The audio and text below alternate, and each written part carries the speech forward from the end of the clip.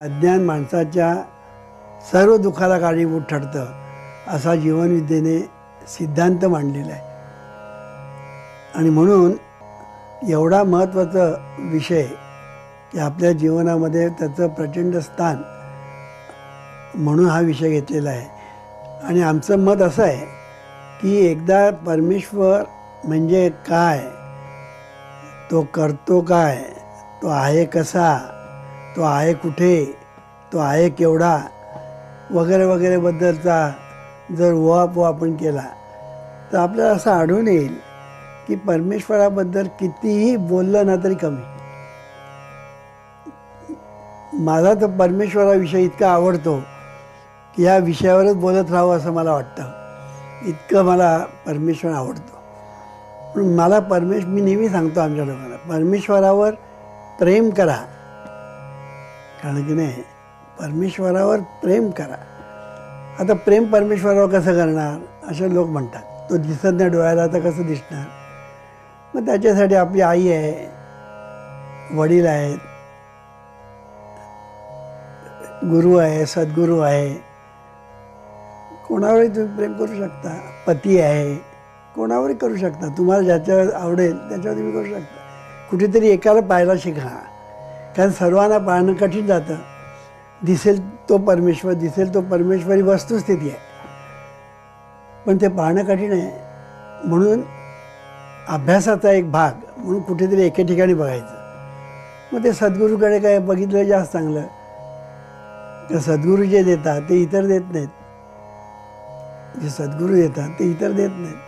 अर्थात ते सुद्धा कळायला अक्कल लागते की सद्गुरू आपल्याला किती महत्त्वाचं देतात, ते सुद्धा कळायला अक्कल पाहिजे. म्हणून सद्गुरू हे देवापेक्षाही श्रेष्ठ का?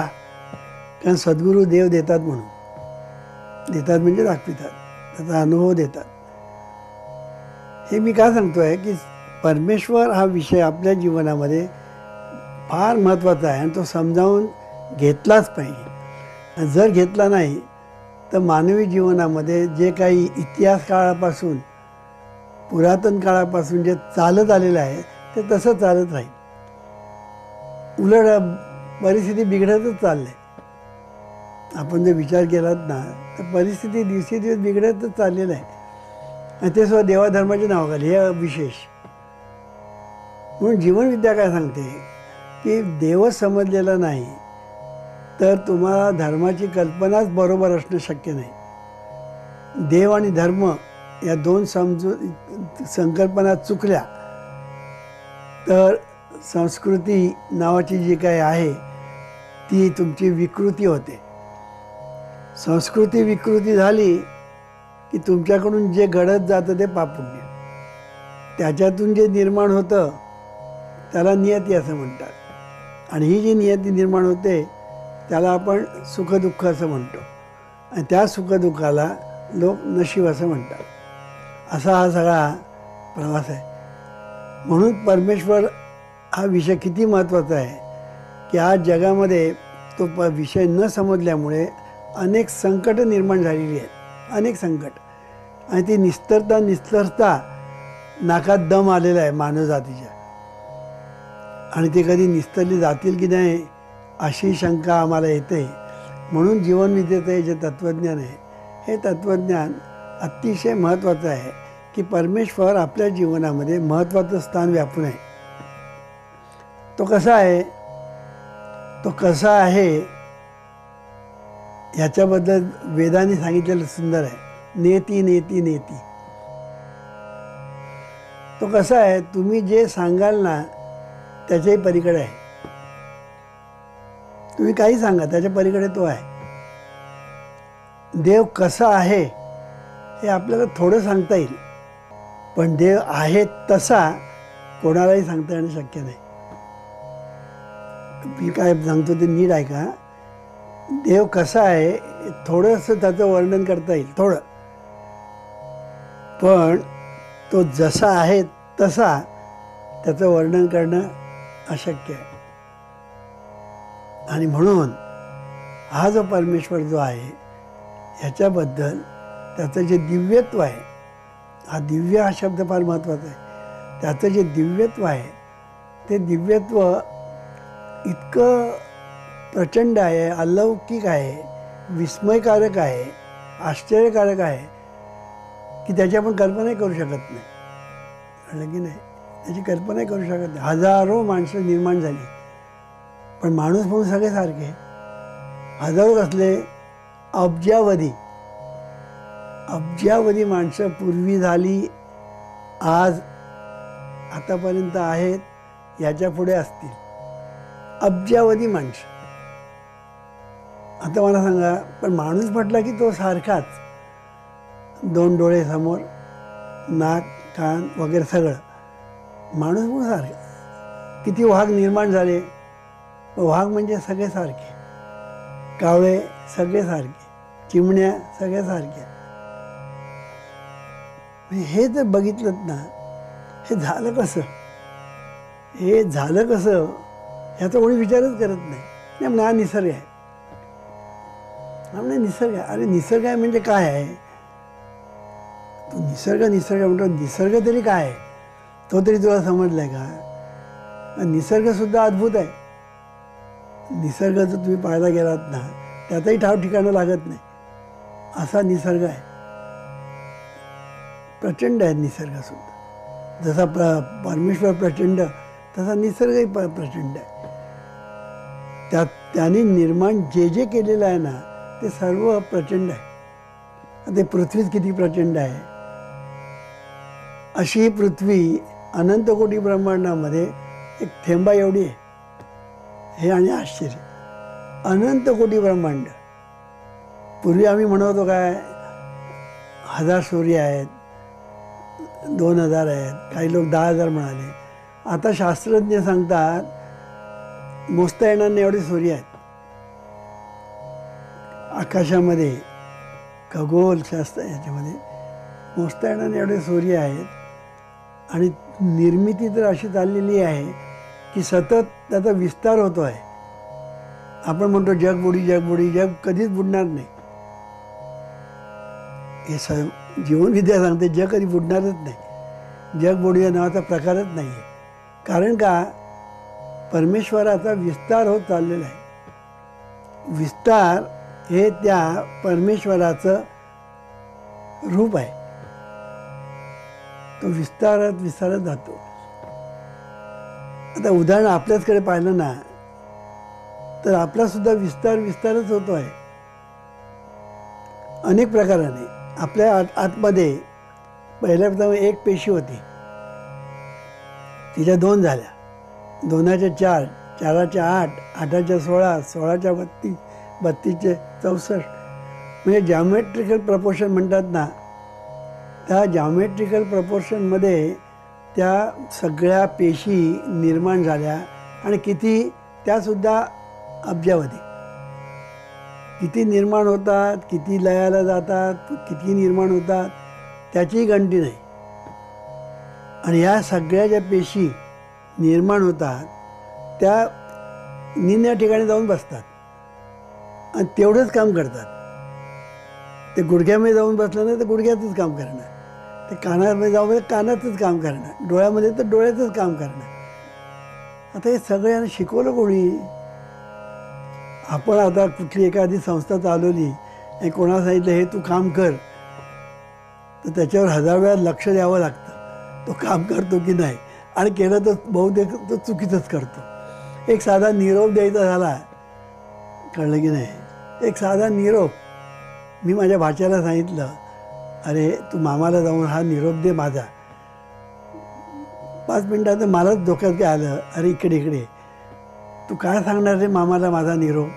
त्याने जे सांगितलं ते भलतंच सांगितलं. भलतंच म्हणजे निरोपसुद्धा सांगता येत नाही, इतकी आपली अवस्था. आणि ह्या सगळ्या पेशी कोट्यावधी निर्माण होतात आणि त्या निम्या ठिकाणी जाऊन बसतात, तिकडेच कार्य करत बसतात. हे सगळं अद्भुत आहे. हे सगळं अद्भुत आहे. माणसाचा एरवी विस्तार होतो तो वेगळा. प्रथम आपण असतो, मग आपली बायको, मग आपला मुलगा, मग मुलगी, जावई, सून, नातवंड, पतवंड, वाढत चालला विस्तार. हा विस्तार एक वेगळाच. म्हणजे मला काय सांगायचं आहे, एक आंब्याची कोय विस्तारत विस्तारत विस्तारत किती जाते, हजारो आंब्यामध्ये ती रूपाने प्रगट होते. फांद्या पानं ते काय बघायलाच नको, मोर काय तर बघायला मोजताच येत नाही, इनकॅल्क्युलेबल. झाडावरची पानं मोजता येतात, मोजताच येत नाही. मोर मोजता येतो नाही, आंबे मोजता येतात. हे मी काय सांगतोय की हे सगळं जर पाहिलं ना, आता किती वर्णन करायचं, किती वर्णन करायचं. हे झालं आकाशामध्ये जे विश्व आहे, ते आकाशातलं विश्व काय वेगळंच आहे. पाण्यातलं समुद्रातलं विश्व ते आणखीन वेगळं आहे. सगळंच आपण जर पाहायला गेलो ना, आणि पुन्हा जे अव्यक्त आहे ते काय आहे त्याचा पत्ताच नाही. अव्यक्त निराकार नाही ज्या आकार, जेथूनही चराचर त्यासी भजी. तर तो परमेश्वर अव्यक्त वगैरे ते झालंच, पण शिवाय अव्यक्त नावाचे जे काही जीव असतील त्याचाही पत्ता नाही. आता आपल्या डोळ्याला जे दिसतात जीवजंतू, पण डोळ्याला न दिसणारे जीवजंतू किती आहेत? कोट्यावधी आहेत जीवजंतू डोळ्याला न दिसणार.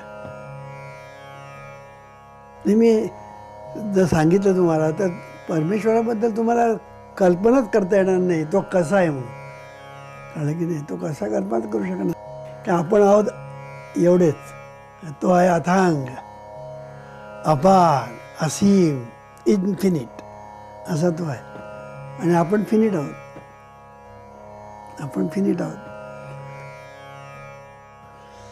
म्हणजे हा सगळा विषय जर आपण पाहिला तर परमेश्वर कसा आहे, बोलण्यापलीकडे आहे, शब्दापलीकडे आहे, लिहिण्यापलीकडे आहे.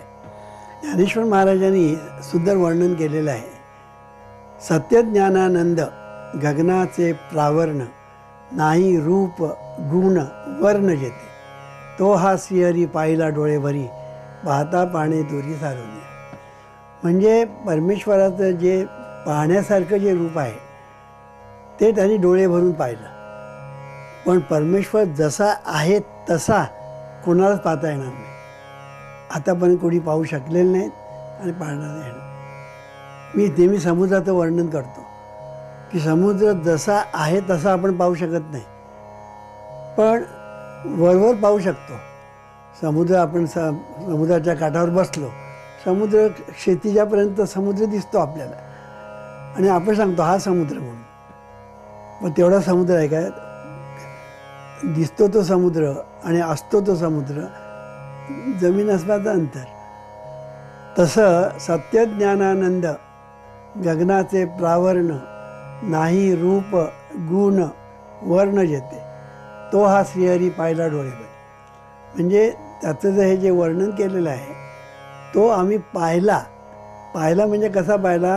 समुद्र आपण पाहतो तसा, परिमित त्याचं जे रूप आहे ते आपण पाहिलं.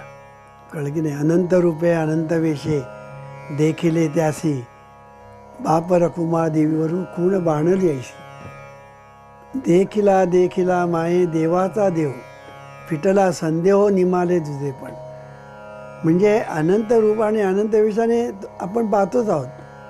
विश्वरूपाने तोच आहे, जगरूपाने तोच आहे, असंख्य जे जीव जंतू वगैरे त्या रूपानेही तोच आहे. तर सांगायचा मुद्दा असा की परमेश्वर सतत विस्तारित आहे. तैसा मध्ये एकाचा विस्तार ते हे जग. ज्ञानेश्वरीमध्ये ज्ञानेश्वर महाराजांनी तो शब्द वापरलेला आहे ना, तो किती सायंटिफिक आहे. म्हणजे सायंटिस्ट जो शब्द वापरतात ना तोच ज्ञानेश्वर महाराजांनी वापरला. ते काय सांगतात? सायंटिस्ट हे जे जग आहे, विश्व आहे, ते विस्तारत जातं, ते विस्तारत जातं. कळलं की नाही? आणि ज्ञानेश्वर महाराज तेच म्हणतात, तैसा माझा एकाचा विस्तार ते जग. म्हणजे विस्तार हा शब्द जो आहे ना हा फार महत्त्वाचा आहे. म्हणून माणसाचा विस्तार होतो ना त्याला संसार म्हणतात. एका व्यक्तीचा जो विस्तार होतो ना तो विस्तार म्हणजे संसार. आता हा वाईट का चांगला?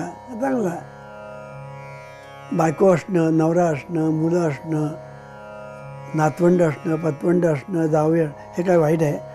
हेच ऐश्वर्य आहे ना, हे ऐश्वर्य आहे, जिवंत ऐश्वर्य आहे. असो, तर सांगायचा मुद्दा असा की परमेश्वर त्याचा विस्तार सतत होऊन राहिलेला आहे आणि म्हणून जगाचा कधीही नाश होणार नाही. जग बुडी म्हणतात ना, ती कधीही होणार नाही. कोणी किती सांगितलं तरी तुम्ही घाबरून जाण्याचं कारण नाही. आणि धरून चालू, जग बुडी झाली तर जग बुडलं म्हणून सांगायला कोण आहे? कोणी कोणाला सांगायचं जग बुडणार? काही मूर्ख लोक तर असं म्हणतात आमचं ते डोंगरावर स्थान आहे, आम्ही सगळे त्या डोंगरावर जाऊन बसणार. अरे मूर्खानो, जग जर बुडणार आहे तर तो डोंगर बुडणार नाही का? ही सुद्धा अक्कल लोकांना नाही, ही सुद्धा अक्कल लोकांना नाही की जग जर बुडलं तर तो डोंगर राहणार आहे का? तो डोंगर कधी पाण्याखाली जाऊ शकतो, त्याला जग बुडीची सुद्धा गरज नाही. कळलं की नाही? आता लोक असं म्हणतात ही मुंबईसुद्धा कधी त्याचं वाळवंट होईल सांगता येत नाही आणि कधी समुद्राच्या खाली जाईल म्हणून सांगता येत नाही. कारण पर्यावरण बिघडत चाललेलं आहे, पर्यावरण बिघडत चालले आहे. काही गावं तर गेली सुद्धा पाण्याखाली, पाण्याखाली कित्येक गावं गेली.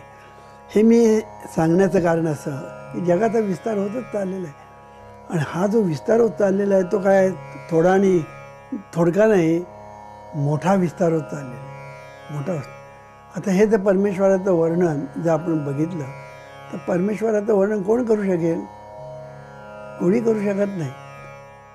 म्हणून आहे ते आपलं थोडं सांगायचं, कारण तो आहे तसं सांगता येणार नाही. सत्य, आता सत्य म्हणजे त्याचं असणं, कोण सांगू शकेल त्याचं असणं? परमेश्वराचं. तो इन्फिनिट आहे. ज्ञान इन्फिनिट आहे. आनंद इन्फिनिट आहे. गगनाचे प्रावरण म्हणजे गगनाला सुद्धा झाकणारा, आकाशाला सुद्धा तो झाकेल म्हणजे किती अनंत आहे, तो व्यापक आहे, अनंत. नाही रूप, त्याला रूप नाही, गुण नाही, वर्ण नाही. मग ह्याला डोळे भरून कसा पाहिला?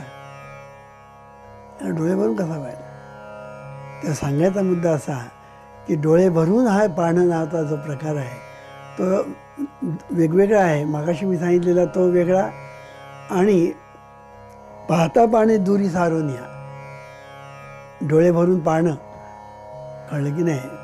सत्यज्ञानानंद गगनाचे प्रावरण, नाही रूप गुण वर्ण जेते, तो तो तो हा श्रीहरी पाहिला डोळे भरी, पाहता पाहणे दुरी सारून या, असं म्हटलेलं आहे. कारण तो हा,